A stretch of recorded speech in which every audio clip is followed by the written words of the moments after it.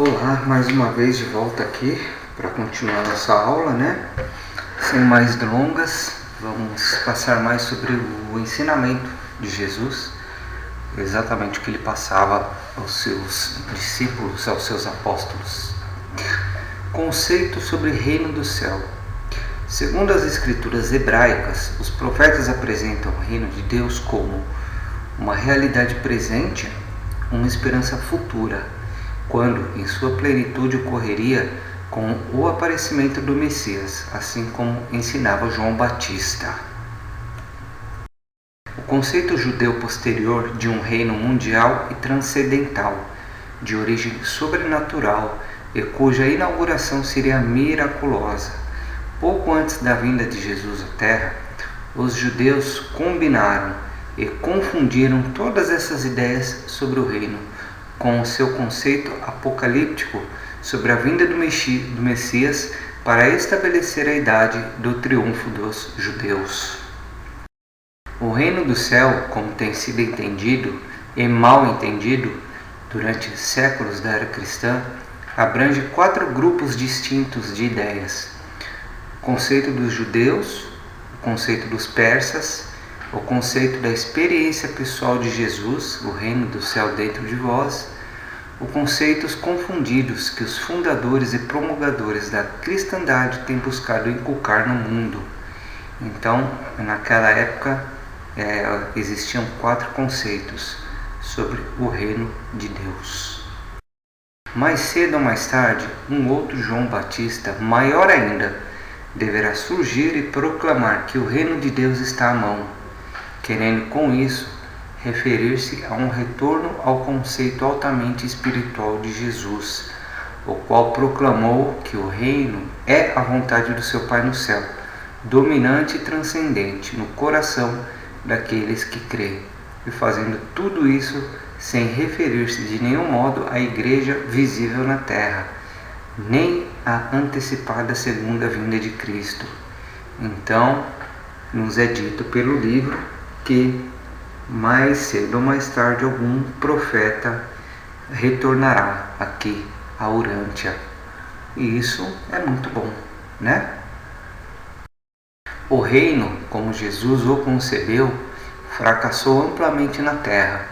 No momento presente, uma igreja exterior tomou seu lugar, mas deveis compreender que essa igreja é apenas um estágio larvar do reino espiritual obstruído, e que tal igreja irá conduzir o reino ao longo dessa era material até uma dispensação mais espiritual. Então, olha aqui que dito importante, né? Jesus, ele concebeu um reino de amor e de ensinamento do Pai. Ele queria que os homens conhecessem o Pai e fossem em busca do Pai.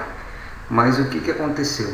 Paulo, ele inaugurou o cristianismo, a religião baseada em Jesus e não naquilo que Jesus pregava, não baseado no Pai. Então aconteceu que Jesus mais temia, né, das pessoas focarem a vida e os ensinamentos de Jesus e esquecer da essência que é o Pai, né? Então o livro diz também que a igreja, como nós conhecemos hoje, né, ainda está engatinhando nessas questões aí, né? E que a gente precisa transmutar da era material até uma era mais espiritual, né? Uma conexão mais íntima, né? Sem precisar ter tantos, vamos dizer assim, representantes, né? O homem pode ajoelhar e conversar com Deus sem nenhum intermediário, né? Principalmente intermediários que cobram, né?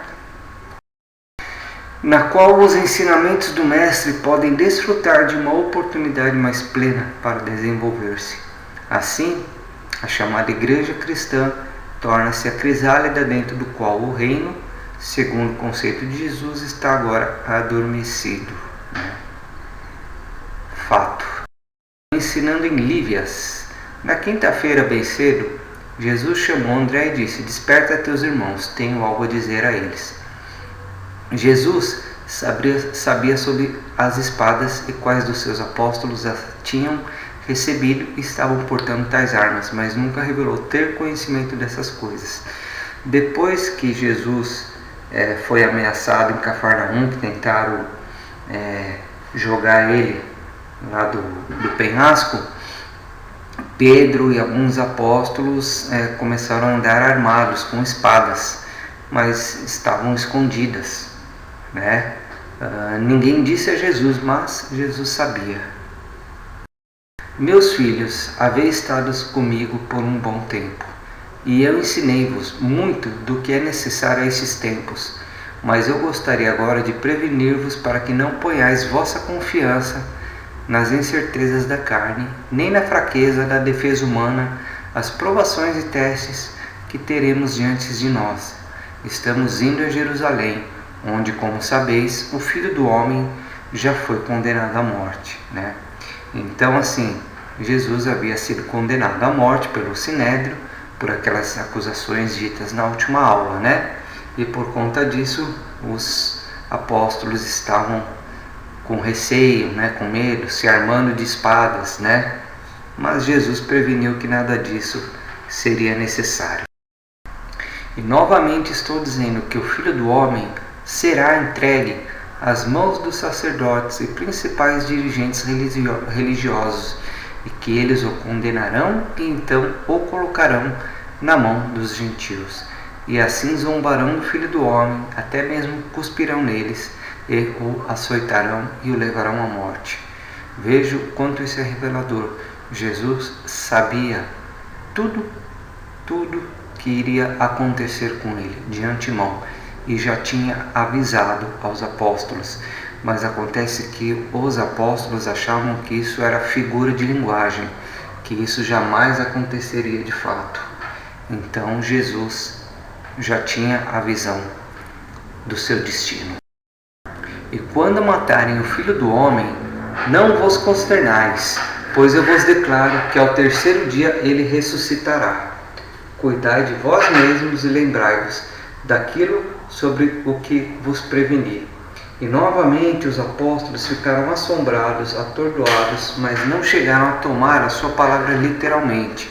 Não puderam entender que o mestre estivesse querendo dizer exatamente o que havia dito, né? Achavam que era figura de linguagem.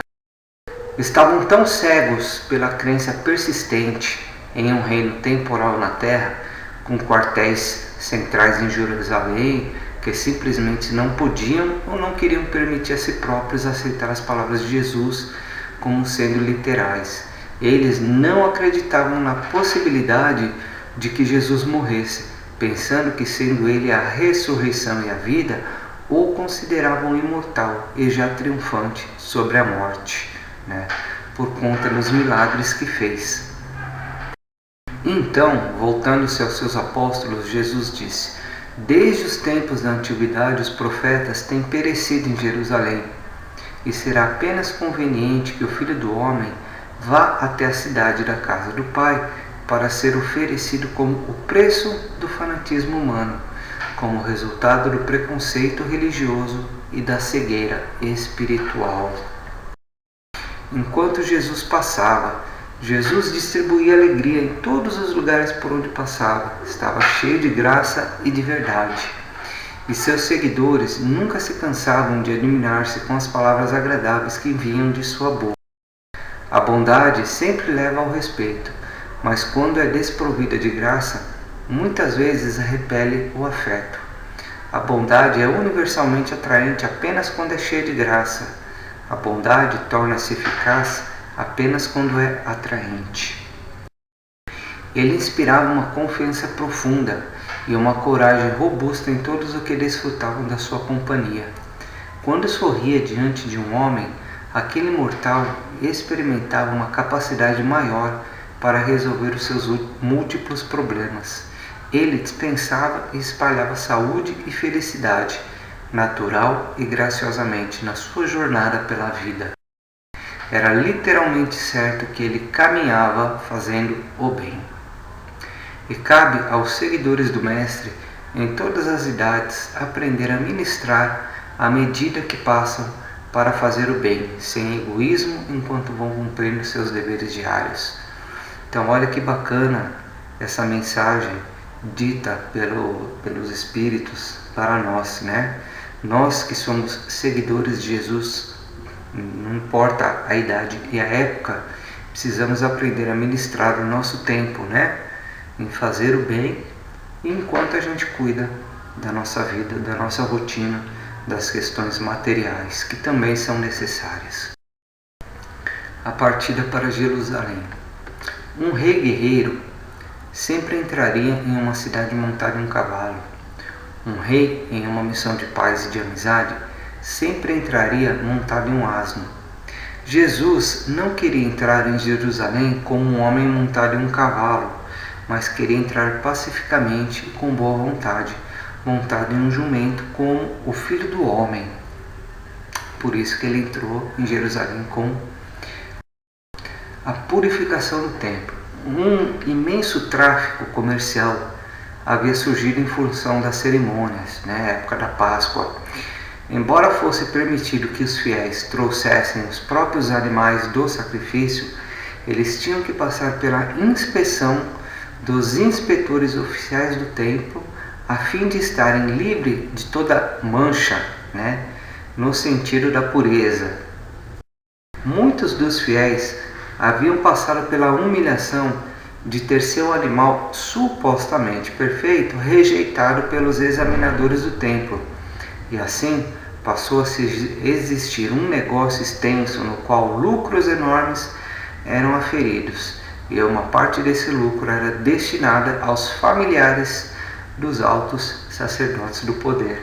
Então já tinha, desde aquela época, a sacanagem, as milícias, Essa venda prosperou porque, embora o fiel pagasse mais caro, ele não pagaria mais nenhuma outra taxa e teria certeza de seu animal não seria reprovado por ter defeitos técnicos ou imagináveis. De quando em quando, um preço exorbitante era cobrado da gente comum, especialmente em época de festas. E assim, em meio a essa multidão barulhenta de cambistas, de mercadores e vendedores de gado, Jesus tentou ensinar o Evangelho do Reino do Céu. E não era ele o único a ressentir-se dessa profanação do templo. A gente comum, especialmente os visitantes estrangeiros, também se ressentiam por essa profanação. No momento em que Jesus estava para começar a falar, duas coisas aconteceram que prenderam a sua atenção. Na mesa de dinheiro de um cambista perto, havia surgido uma discussão violenta sobre uma comissão excessivamente elevada cobrada a um estrangeiro, enquanto surgia uma manada de mais de 100 bois mugindo sendo conduzidos para o curral. Quando se deteve contemplando silenciosa e pensativamente essa cena de comércio e confusão, Jesus observou perto de si um estrangeiro sendo ridicularizado por uns judeus arrogantes e pretensiosos. Tudo isso promoveu uma imensa indignação na alma de Jesus. Para assombro de seus apóstolos que estavam por perto, Jesus desceu da plataforma de instrutor e dirigiu-se ao garoto que estava conduzindo o gado. Tomou dele o chicote de cordas e rapidamente tirou os animais do templo. Isso, todavia, não foi tudo. A passos largos e majestosamente, diante do olhar assombrado de milhares de pessoas reunidas na praça do templo, Jesus dirigiu-se ao curral e abriu todas as porteiras e a colocar para fora os animais aprisionados. Nesse momento, os peregrinos ali reunidos ficaram exaltados e aos gritos começaram a virar as mesas dos cambistas. Em menos de 5 minutos, todo o comércio havia sido varrido do templo.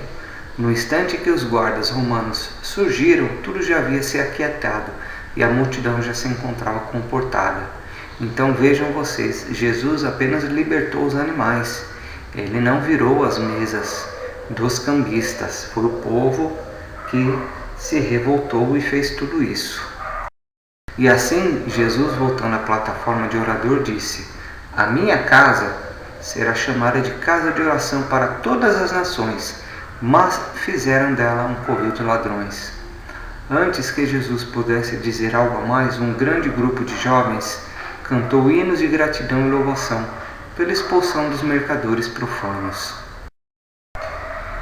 Então, pessoal, esse foi mais uma série de episódios que ocorreram aí na caminhada de Jesus, né, caminhando para Jerusalém. Veja como descobrimos coisas bacanas, né? Como realmente os fatos aconteceram. Espero que tenham gostado e vamos continuar a mais uma aula muito em breve.